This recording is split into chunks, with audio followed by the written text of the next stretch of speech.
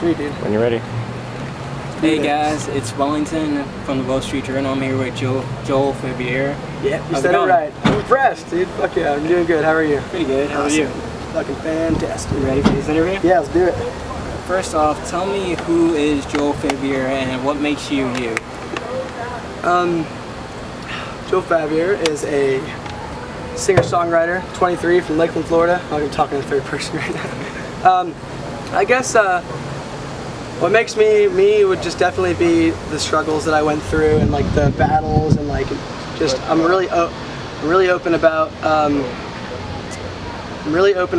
the shit that I've been through, and I believe that in order to maintain a certain level of like empathy with like fans and stuff like that, you really got to kind of open up. I mean, why do you want someone to? Why would you expect someone else to open up if you're not going to? You know what I'm saying? So it's kind of like I treat it like an eye for an eye kind of thing, and I really think that the music I sing about what I've been through, opposed to in the past until I was like around 17, I never really went through anything, you know what I'm saying? And then remember the moment that I went through anything, my first heartbreak or anything like that, I wrote about that. And ever since then, I've kind of just like realized that if you can relate to people with your music, then you are gonna, then you create this like family, and I think that's what makes my music me, or what makes me me. So. Okay. When did you first start singing, and what made you want to start singing? Actually, used to suck really bad, and I didn't know how to sing. My grandmother was a professional opera singer and also a professional pianist, and she's kind of the one. I feel like that's where I probably get it from. But other than that, I don't know. I always had friends who could sing really well, and like I never could. And when I got towards like the middle of high school, towards the end of high school, that's when I tried to pick it up a little more and learning how to project my voice and stuff. And I would always lose my voice because I would sing wrong. And mostly just wanting to sing about what I'm, what I'm feeling. That's just the big thing. It's become a complete therapy for me now, opposed to before. Like it was kind of like I used to be like super insecure and like wanted to like impress girls. So like I was like, oh, I'm gonna learn this brand new cover and party like a douchebag. So that's kind of where it really had started. I always used to do bedroom demos. I mean, I've been recording since I was like 14. I've always been doing my own thing, but I never really sang for any other bands until later on, and then I got my first real opportunity when I was in this band called Dear Chandelier. A good group of friends of mine. We all just kind of made we wrote 2 albums and tried to do stuff with it, and then I got asked to be and Get Scared, and that's kind of when singing really became a career that, before it was like a passion and something I wanted to do. Now it's something I'm doing, so that's kind of where I'm at with singing. That's kind of why I started, just to get out my feelings. Could you tell me a little bit about Get Scared? Yeah, it was an awesome experience. It was definitely something that it made me realize how far I was away from getting my foot in the door. Once I got my foot in the door, I just realized, like, wow, if this didn't happen, like, I don't know when the hell it would have happened. I took a risk. It felt good to do that. It was definitely, we clicked. Everybody clicked so well. They're just, towards the end there was just a weird, in the moment I didn't think there was a bad vibe, but now that I look back at it, there was just kind of like a awkward vibe, especially when it came to like performing. I think that's when everything really started to become like gridlocked. It's inevitable. I haven't been on the road a lot. I'm a singer. It doesn't matter how good you are, like by yourself. What matters is what you sound like when you're in front of a ton of people. And I hadn't really performed a lot, and I learned a lot. I mean, we learned a pretty hard lesson on that tour I went on with them. I lost my voice. We played the Rock, which was this venue in somewhere in Arizona, and my in-ears fell out, and I lost my voice. It was our first show with them. It was my first show with them, and I lost my voice, and like I kind of fucked up real bad. And I remember, and I got just from then on out, like I just kind of wasn't able to sing. Like I couldn't sing like any of my falsetto, and it was so scary. And we even had like a ton of off days, and like it was never coming back. So I think part of that scared the shit out of them.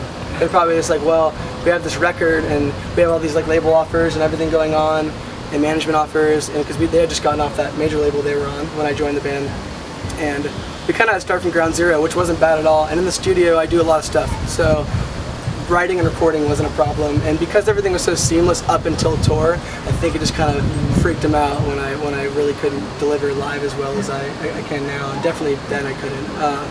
So that's kind of where things started to fall apart, and then it was just kind of like a done, you know. Felt like the fucking end of the world, but now it's like a hiccup, so it's all good. Yeah. I've listened to some of your music, and it seems like you have many different styles and feelings in it. How would you describe your music in a nutshell?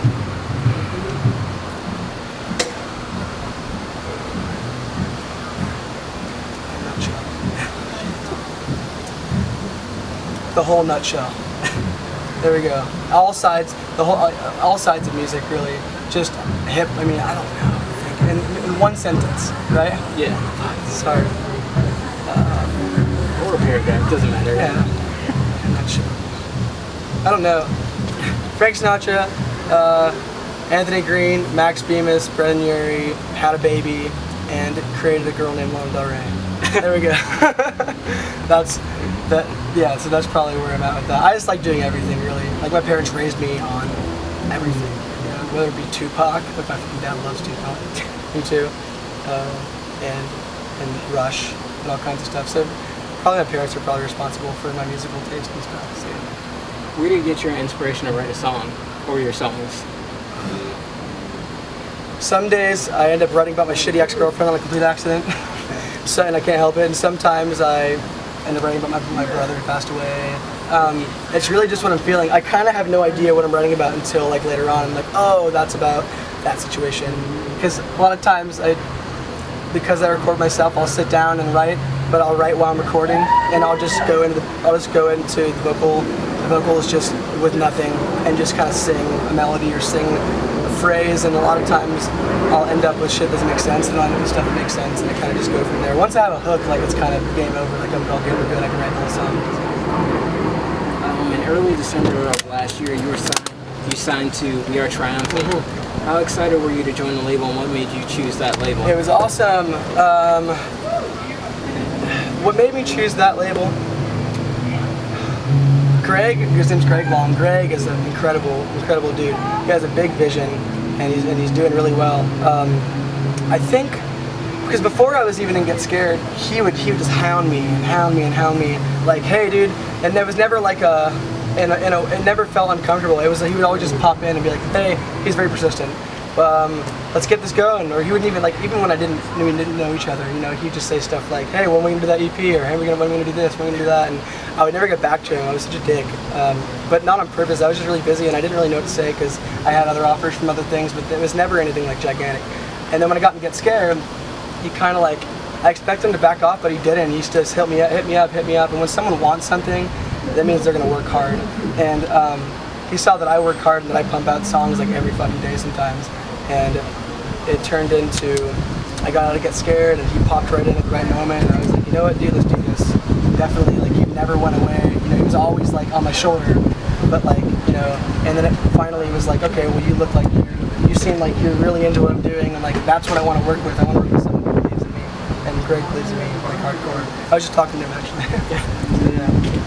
Your debut full-length Dark Days is set to be released sometime this year. Have you started writing and recording the album, or do you plan on writing and recording it after this tour? It's been such a long process. I've written it once and just trashed it, and then written it again, and I have all these demos, and I just try to pick and choose what I want. Every time, I mean, it's supposed to come out while I was in Get Scared, actually, but I was happy, so I was like, what? This album is called Dark Days, but I'm happy right now, so I wasn't sure it was gonna fit. And then I released the Nobody EP, which was that happy piano one, to kind of put it in place. I released the EP, the Christmas EP, and then I released that one, and then I was like, okay, Dark Days, I'll do it this time around. And Greg always hits me up when are we fucking doing this? When are we doing this? And I'm always like, he knows that I write fast, but also I write from the heart, so sometimes it takes a little longer, or I'm a perfectionist, but sometimes I just, whatever, I'll just let it go and release stuff. But this time around, in January, I lost my brother, and I figured it would give me all this inspiration to write, but it just put me in this really weird spot where I didn't know what to write about. Except for the one song, I recorded a song about him the day he died. It was really hard. But if I wouldn't have done it then, it would have never happened. It wouldn't have been the same. But I don't know. I've been recording it for a long time, and everybody's anticipating it, and that's why I'm kind of afraid to release it. I have enough stuff to release it right now, but I don't want there to be any material that I've released out into the world yet on it.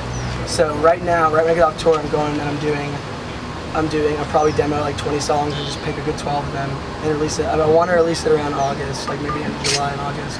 August is kind of a good time to release it, beginning of fall. So yeah, probably around then. And yes, I definitely have a ton of songs already recorded for it, and it's been a long process, and it's not even the tip of the iceberg right now, so I can't wait till it comes out. Will your debut be the same or different from your past music? Different. It's always different.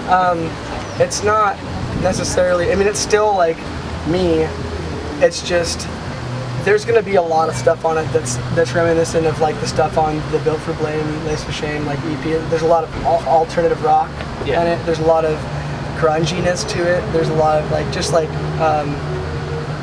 more raw, you know, like less electronic stuff. I mean, like I like electronic stuff. There's definitely cool production and stuff. Not, but vocally, it's just it's become more. It's become a lot more vocal centered opposed to like everything.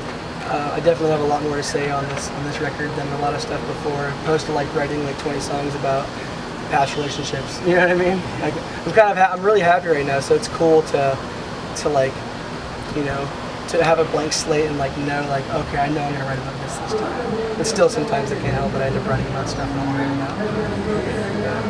Did that answer your question? Yeah. Okay, cool. I go off in left field 24/7. So. Do you plan on continuing as a solo artist, or would you consider being in a band again? Good question. I ask myself that all the time. I have no idea what I want to do right now. I definitely want to do a few tours of just flat top, you know, like I just like playing with my acoustic. It's definitely it gets the same message out there, and probably